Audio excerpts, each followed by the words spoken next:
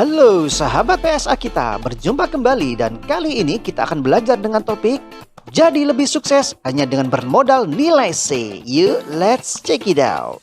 Nomor 1, cara berpikir inovatif. Banyak orang sukses di dunia ini tidak bergantung pada nilai mereka yang fantastis atau gelar akademik yang prestisius.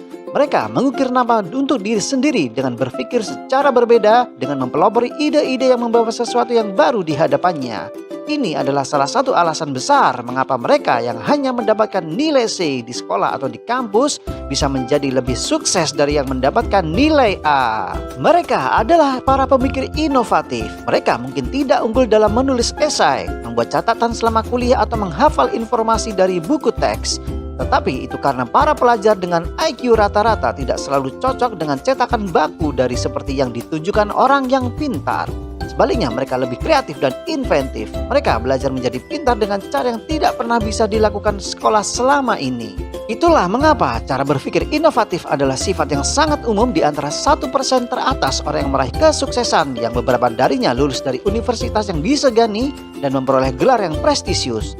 Namun, bagi orang-orang sukses lainnya, sekolah atau kampus tidak benar-benar berbuat banyak untuk dapat membantu mereka mencapai tempat kesuksesan seperti yang diraihnya. Mereka menggunakan pemecahan masalah yang kreatif dan imajinasi aktifnya, dan otak inovatif mereka membawanya ke puncak rantai ekonomi sosial. Jadi, jangan biarkan siapapun memberitahu kamu bahwa nilai bagus adalah satu-satunya cara untuk menemukan kesuksesan. Rahasia sebenarnya adalah bahwa tidak ada hubungannya dengan huruf atau angka yang ada di rapor dan transkrip kamu.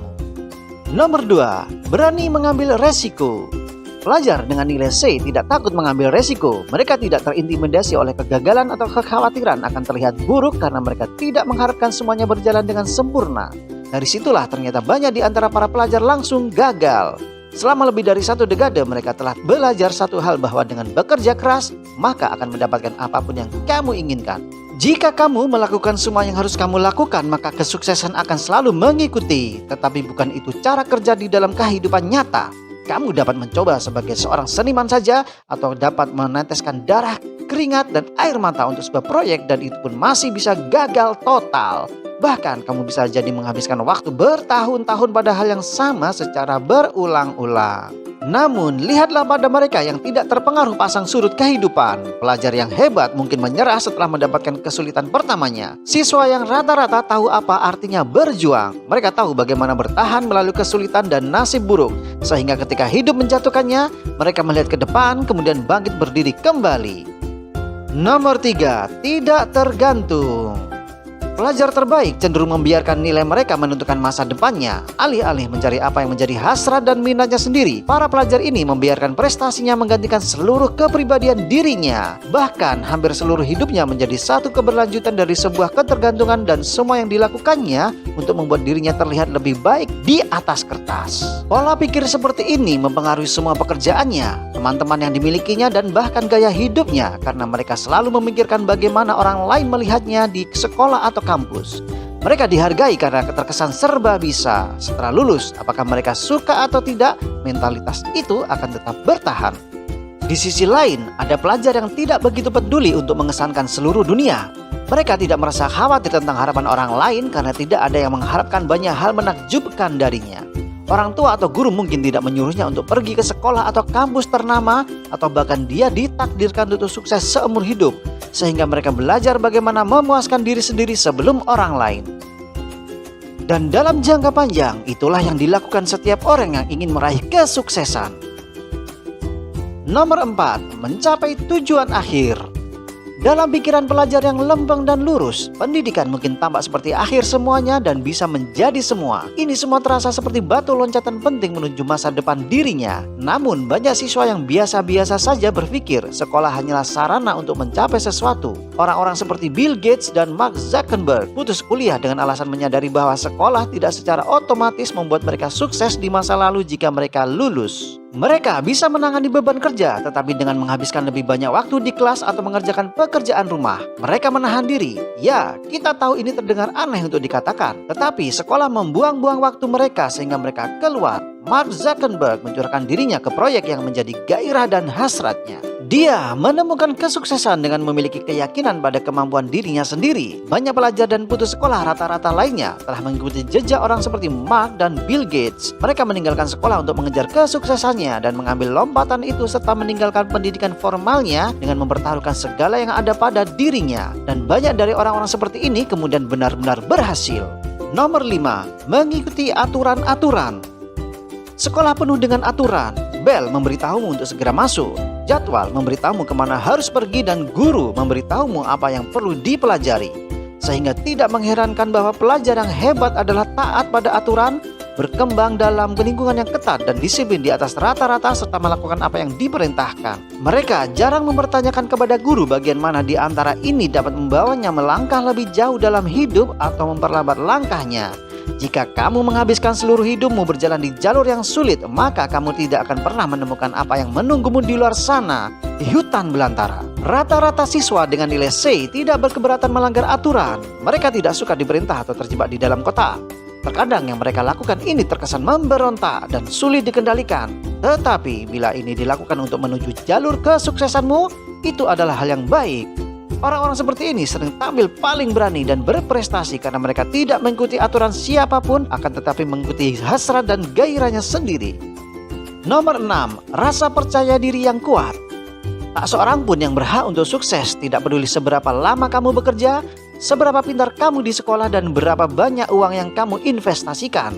Sukses adalah sesuatu yang harus diperjuangkan dan merupakan hasil jerih payahmu. Masalahnya adalah banyak pelajar di atas rata-rata berpikir bahwa sukses hanyalah bagian lain dalam kehidupannya. Mereka menyelesaikan pendidikannya dan mendapatkan gelar sarjana, kemudian menjadi sangat sukses di bidangnya. Pikiran ini sangatlah mudah, tetapi dalam kenyataannya, sukses tidak pernah begitu mudah.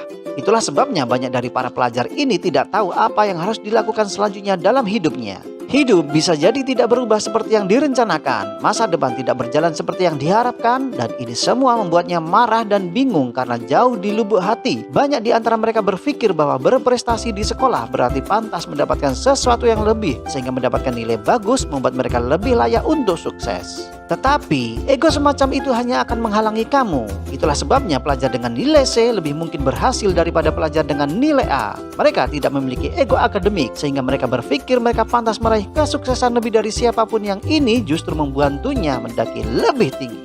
Nomor 7. Menemukan tujuan. Sejak rata-rata siswa tidak semata ditentukan oleh nilai, mereka seringkali menemukan tujuan dengan cara lain. Banyak orang paling artistik sepanjang sejarah telah berjuang di sekolah karena aspirasi mereka tidak cocok di dalam kelas. Seorang visioner seperti Walt Disney, Charles Dickens, ataupun Benjamin Franklin semuanya putus sekolah pada usia dini. Akan tetapi, masing-masing masih meninggalkan warisan yang tidak pernah dilupakan oleh dunia. Kebenarannya adalah menemukan tujuan kamu adalah sesuatu yang harus kamu lakukan sendiri.